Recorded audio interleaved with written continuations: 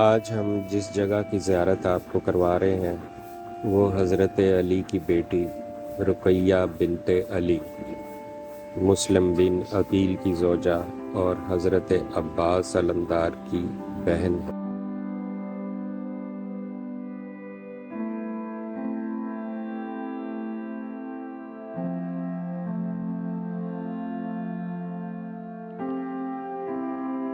سن 2005 میں وزیر اعلیٰ پنجاب نے امام رضا کے حرم کو خط لکھا کہ آپ بتائیں کہ لاہور میں جو مزار ہے کیا واقعی وہ رقیہ بنت علی کا ہے؟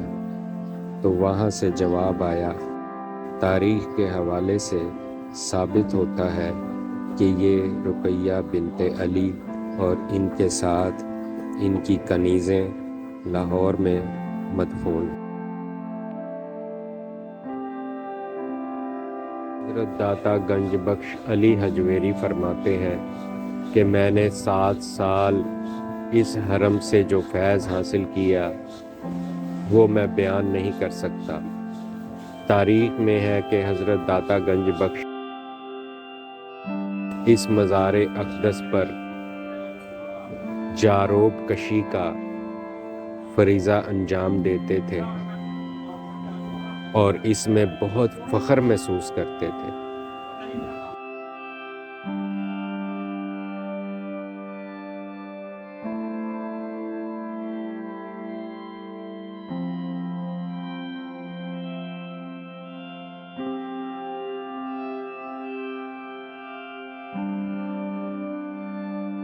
کربلا میں ان بیویوں نے سب کچھ دیکھا اور اسیر ہوئی۔ جناب مختار کے دور میں انہوں نے یہ خواہش ظاہر کی کہ ہمیں ایسی جگہ بھیج دیا جائے کہ جہاں ہمارے چاہنے والے رہتے ہیں۔ لہٰذا جناب مختار نے کشتیوں کے ذریعے مکران کے ساحل سے ان بیویوں کو وہاں تک پہنچایا جسے آج گوادر کہتے ہیں۔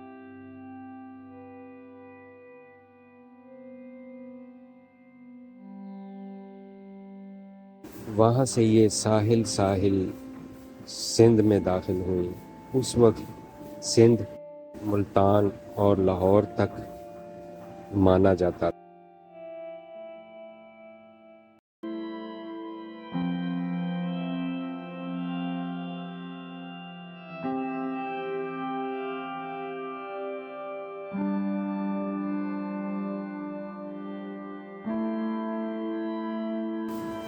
اس دور میں ریگستان اور جنگلات کے سوا لاہور میں کچھ نہیں تھا اور جادوگروں کا راج تھا۔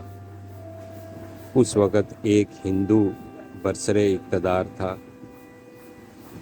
جب یہ بیبیاں لاہور میں آئیں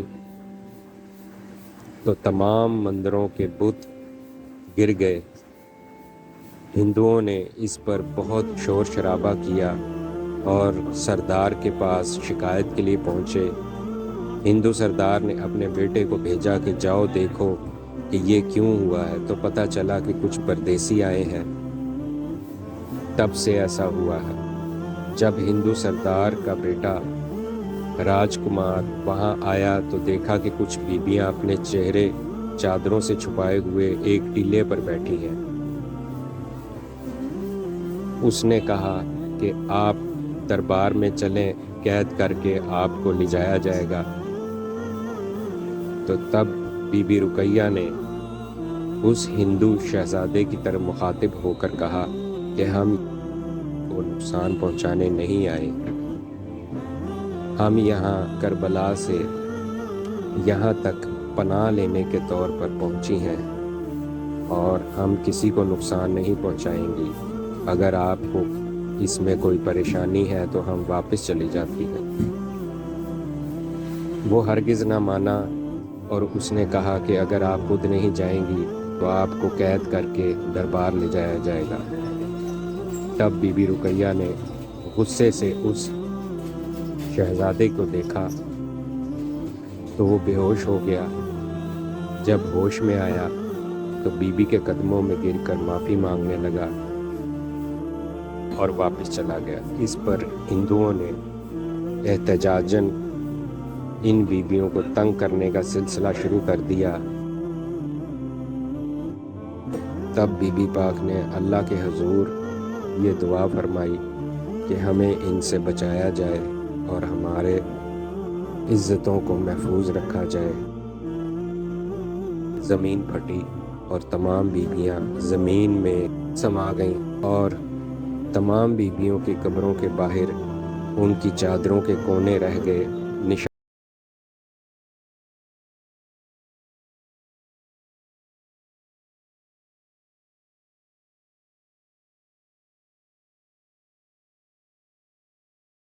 ان کا مجاور بن گیا اور دائرہ اسلام میں داخل ہوا۔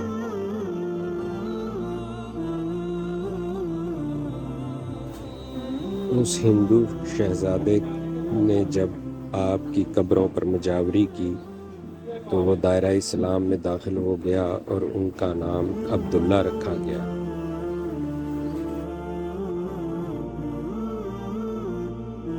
جو بعد میں بابا خاکی کے نام سے مشہور ہو گیا، اور انہی کی قبر آج بھی اسی مزار کے صحن میں موجود ہے۔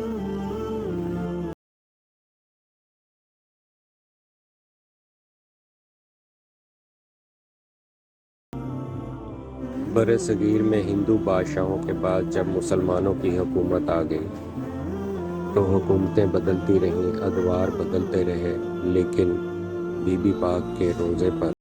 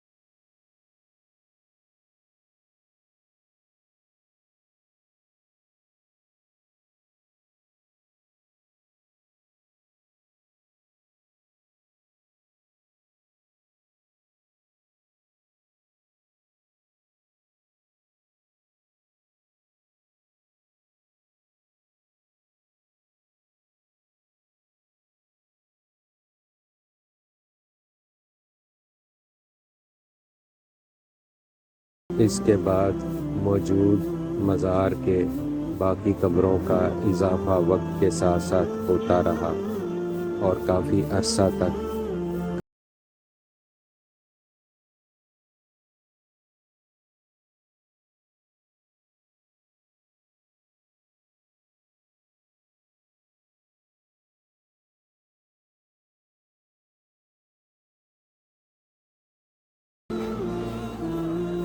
ان بیویوں کا لاہور میں آنے کا ایک ہی مقصد تھا کہ یہاں پر ہندوؤں کے مکار عزائم کو ختم کیا۔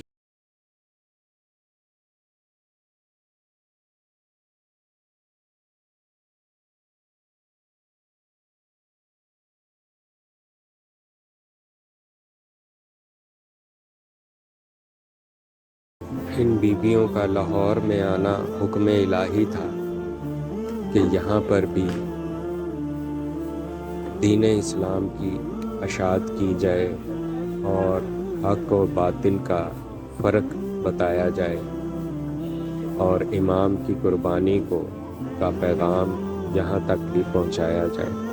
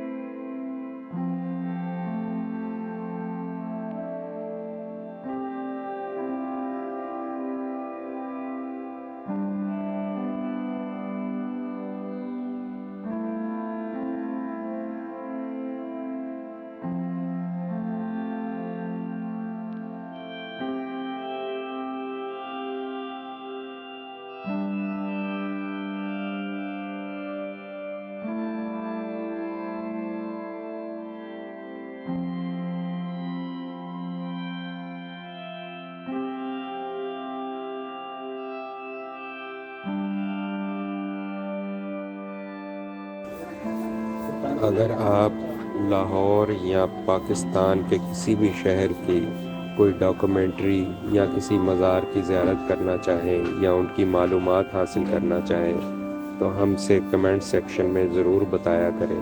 میں پوری کوشش کروں گا وہاں تک پہنچنے کی اور آپ کو بہترین معلومات مہیا کرنے کی.